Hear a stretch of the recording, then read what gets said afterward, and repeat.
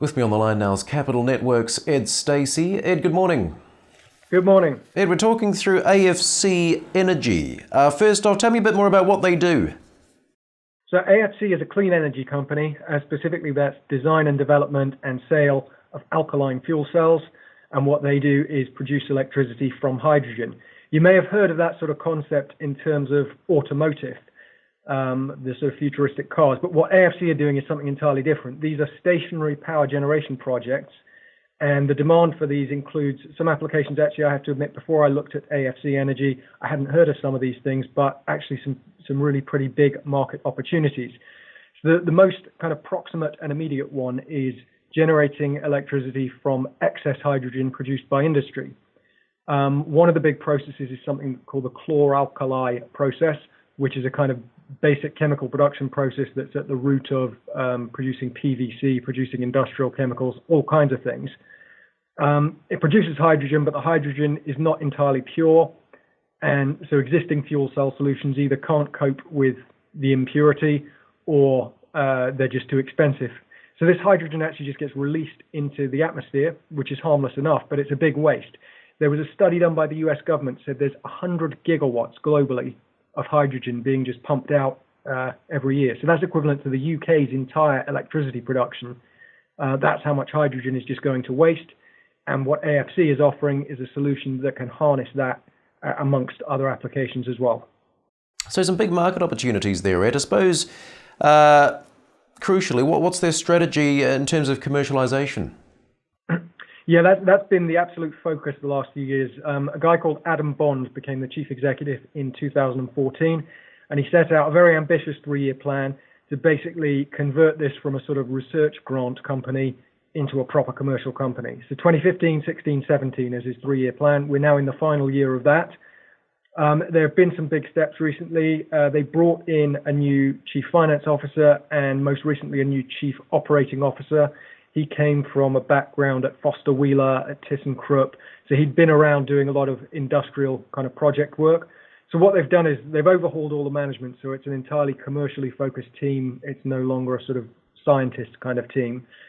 And then they have some big projects going on. There's one with Covestro in Germany, which is a former Bayer business, and Peel Environment in the UK. So these are projects where they're looking at sort of putting these fuel cells on site in kind of real applications.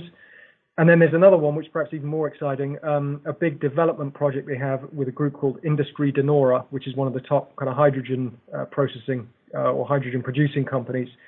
And that's been about really getting the fuel cell product to where it needs to be. They've completed phase 1 of that now. They're moving into phase 2, which is basically getting the production up and running, commercial level production. And you can look at the press releases on the company website. There's been really a lot of achievement, and we're sort of really getting through to that final commercialization kind of phase. So exciting times. And finally, on that front, in terms of what they've been doing in the last year, there was also refinancing. So they issued new shares a couple of months ago. It was well subscribed, and that now means they've got a very strong financial footing to go forward with all this. And if I'm not mistaken, some interesting names too in the mix with regards to that refinancing. Yeah, I mean, encouragingly, Schroders are now a big shareholder, so you've got, big, high-quality institutional names involved. Another one, as you look down the list, you'll see Irvington Investments. That is Roman Abramovich, who soccer fans will be familiar with the name apparently, but I'm more aware of him because of his background in process industries. So another good name to add to the list. Very good, Ed. Look, I suppose for shareholders, for investors, where does this leave them? What's the outlook? Yeah, I mean, the medium-term target is to have 1 gigawatt of projects up and running or under commission by 2020. So, I talked about there's 100 gigawatts opportunity. That's just from the industrial hydrogen side. There's other applications for these cells as well. But they're targeting 1 gigawatt by 2020.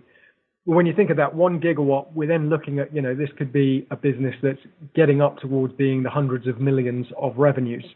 So what we're looking at here is an opportunity where the share price can multiply from where it is currently.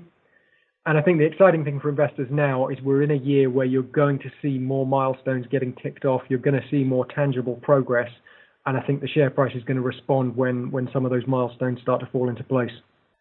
Thanks, Ed. Capital Network's Ed Stacey talking through AFCenergy.